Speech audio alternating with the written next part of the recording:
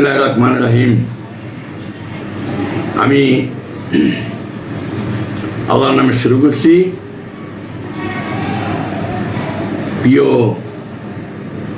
বাংলাদেশের ভাই বোনেরা, আমি যেরকম বিগত দিনে আপনাদের সামনে আমার দুঃখের সুখের কথা, আমার শিশুকাল থেকে বাইরে ওঠার কথা, আমার মা বাবার কথা, সমাজের কথা, দেশের কথা, যুদ্ধের কথা, মুক্তিযুদ্ধ কেন হয়েছিল, কিভাবে হয়েছিল, কিভাবে লোক মরছে, কত লাশকে লাশ, হাজার হাজার লাশ পড়েছিল দেখেছি সচক্ষে, যুদ্ধ নিজে হাতে করেছি। এই সব মিলাইয়া বর্তমান দেশের যুব সমাজকে নষ্ট করে ফেলাইতেছে। এই সব মিলে আমি কিছু কথা আপনাদের সামনে বলি, আশা করি আপনারা শুনবেন, শুনছেন, সামনে শুনবেন, বা আমার এই যে এপেপ নুরুল ইসলাম গেল্লা ইউটিউব একটা সার্কুলার দিবেন, শেয়ার দিবেন, আশা করি। যাই হোক, আমি এই আমার কিশোর কিশোরী, যুবক যুবতী ও বিভিন্ন বয়সের ভাই বোন সবাইকে আমার এই গল্প শোনার জন্য, বা এই যে ইতিহাস, আমি লেখাপড়া করি না, কিন্তু যা শিখছি প্র্যাকটিক্যালি, আমার জীবনের গল্প আর ইতিহাস দুইটা নিয়েই আলোচনা করি, আপনারা শুনবেন। আমি যে সেই যে ট্রেনিংয়ে ভারতে তুরাগ জঙ্গল প্যারেডে এই এক পর্বের আগের পর্বে বলে গেছিলাম, মাঝখানে এই আমাদের যে দেশের যে গণ্ডগোল, এই যে বিভিন্ন মারলো বা মারামারি কাটাকাটি করে, এই নিয়ে একটু কথাবার্তা বলছিলাম, যার জন্য আমি সেই যুদ্ধের কথাটা আজকে আবার নিয়ে আসলাম। যুদ্ধে যে ট্রেনিং, জঙ্গল প্যারেড, জঙ্গলে যে ট্রেনিংয়ে গেছি, গভীর জঙ্গল, সেই তুরাগ মেঘালয় পাহাড়, যেখানে কোনো মানুষ বাস করে না, জানোয়ার বাস করে, কোন মানুষ খুঁজে পাবেন না।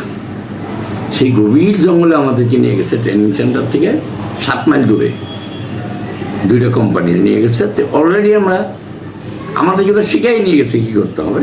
আমরা গাছের উপরে থাকি, নিচেতে জানোয়ার চলে, আর শত্রুপক্ষ যেন আমাদেরকে খুঁজে না পায়, এই সাবধানতা সব কিছুই আমাদের শিখাইছে।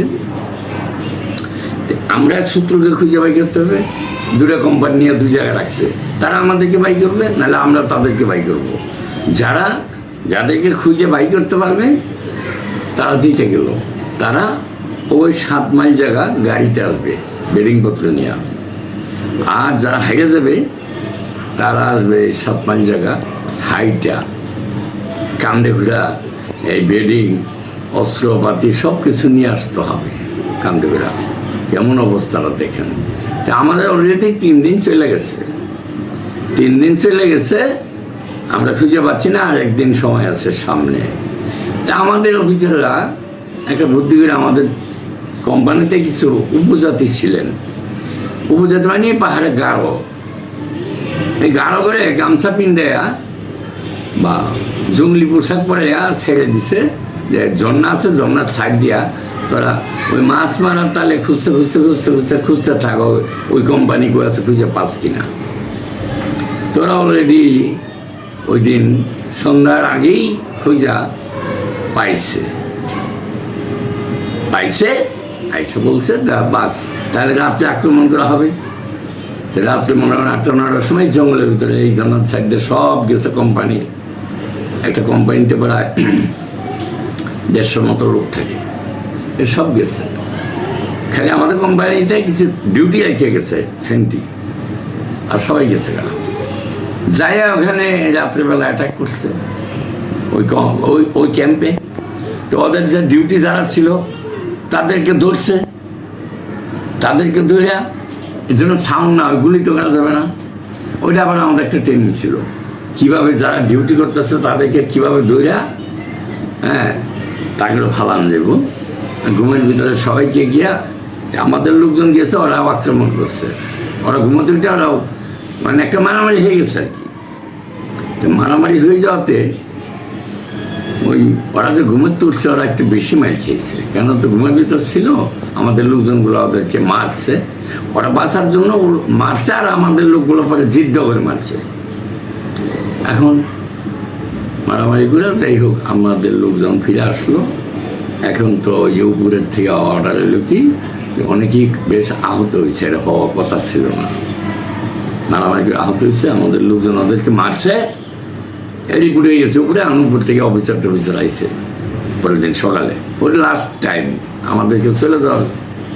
কিন্তু বিচার কারণ কি, কারণ তাড়াতাড়ি আমাদের কোম্পানি কমান্ডার আর আমাদের যারা ফোরম্যান বা আমাদের উস্তাদরা ছিল ভারতীয়, তারা শিখাইলো উদয় কামাক্কা কেউ মাথায় ভিতরে ব্যান্ডেজ করে, কারো পায়ে, কারো হাতে, কারো গলায়, বিভিন্নভাবে উদয় ব্যান্ডেজ ভাষায় থুইছে, বলছে দেন খালি ওরা আহত হয়েছে, দেন আমাদের লোকজনের মাইরে দেন কি অবস্থা করছে।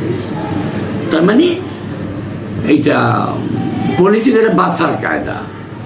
এই অবস্থায় আমাদের লোকজনের এইভাবে সাজায় গুজাইয়া ব্যান্ডেজ করে যাই হোক দুনো পক্ষের মিলাই টেলাই দিল। কিন্তু ওই যে শাস্তি, যে যারা জিতবে তারা গাড়িতে আসবে মাল সামলা নিয়ে, বেডিংপত্র নিয়ে, রাইফেল নিয়ে, আর যারা হারবে তারা কান্দ করে লইয়া এই 7 মাইল হাইটে আসবে।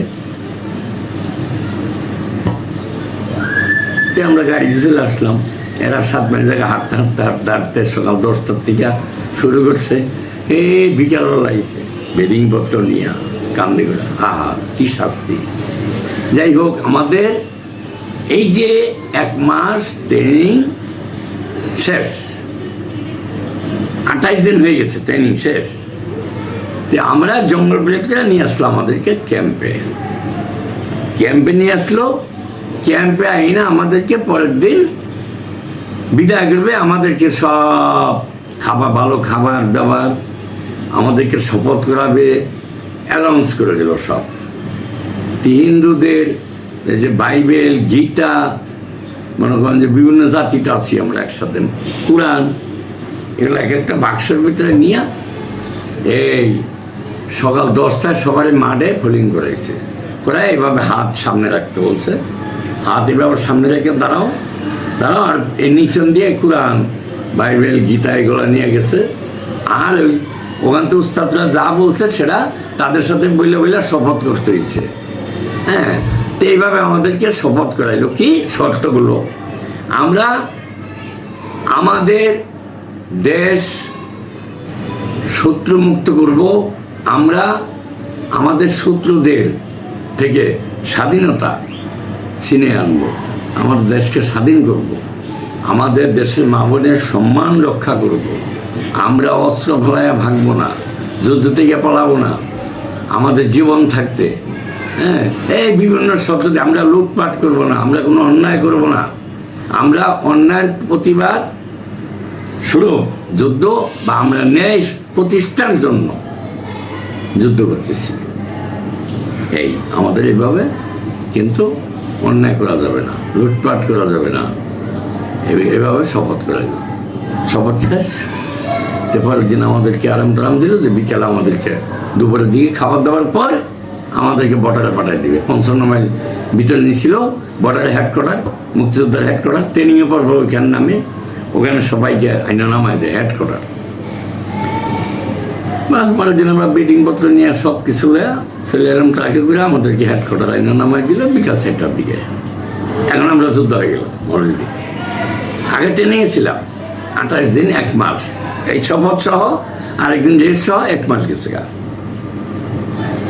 এখন আমরা কিন্তু যোদ্ধা, এখন আমাদেরকে হেডকোয়ার্টারে ঢুকাইল।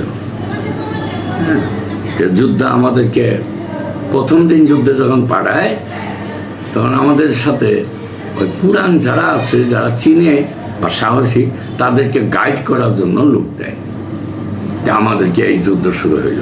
যাই হোক, এই ট্রেনিং করে আসলাম, জঙ্গল প্লেট করে শপথ করে, কোরআন শপথ করে আসলাম হেডকোয়ার্টারে নামলাম, ডালু 11 নম্বর সেক্টর। আমাদের হেডকোয়ার্টারের নাম ছিল ডালু, বাংলাদেশের সীমানার থেকে 2 কিলো ভিতরে, ভারতের ভিতরে, ওখানে হেডকোয়ার্টার তৈরি করছিল। যত মুক্তিযোদ্ধা সব ওইখানে নামতো, ওখান থেকে বিভিন্ন দিকে পাঠাইতো, বা ওখান থেকে রাত্রে অপারেশনও পাঠাইতো বাংলাদেশে, আবার রাত্রি ব্যাক করে যেতাম। এভাবে যাই হোক, আমাদের ক্যাম্পে আসলাম, হেডকোয়ার্টার আসলাম। এই হেডকোয়ার্টার আসলাম পর্যন্ত আমাদের এই ট্রেনিংয়ের গল্প শেষ। এতদিন যা বলছি ট্রেনিং করছি, ট্রেনিংয়ে আমার লাইফের গল্পগুলো বলছি, এখন হবে যুদ্ধের গল্প। আমি এই যুদ্ধের গল্পগুলোর সামনে রেখে আজকে আপনাদেরকে ধন্যবাদ জানাই। আপনাদের আমার কথাগুলো শোনার জন্য ধৈর্য সহকারে আমি আপনাকে ধন্যবাদ জানাই। বা আরও শুনবেন বা নিজে শুনবেন, আরেকজনকে শোনার জন্য সুযোগ করে দিবেন, এই অনুরোধ রেখা আমি আজকের এই পর্বের থেকে আপনাদের থেকে বিদায় নিচ্ছি। দেখা হবে পরের পর্বে। আসসালামু আলাইকুম রহমতুল্লাহি ওয়া বারাকাতুহু।